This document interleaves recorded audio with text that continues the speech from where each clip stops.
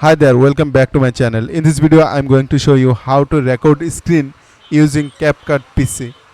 Here you can see it's CapCut PC and here is the option which is record screen.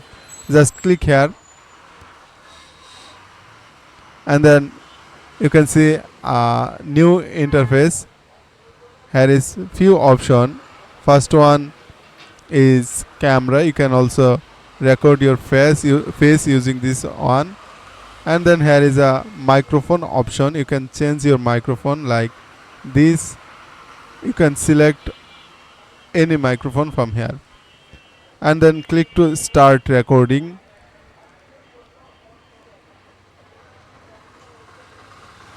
Now it's recording my voice and also recording the screen.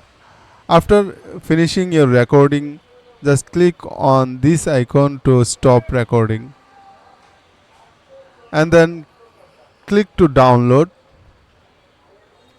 and save where you want to save this one. Select this folder.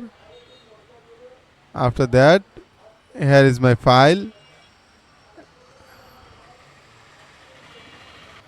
and that's it. Thanks for watching. If you like this video, don't forget to like, comment, share and subscribe.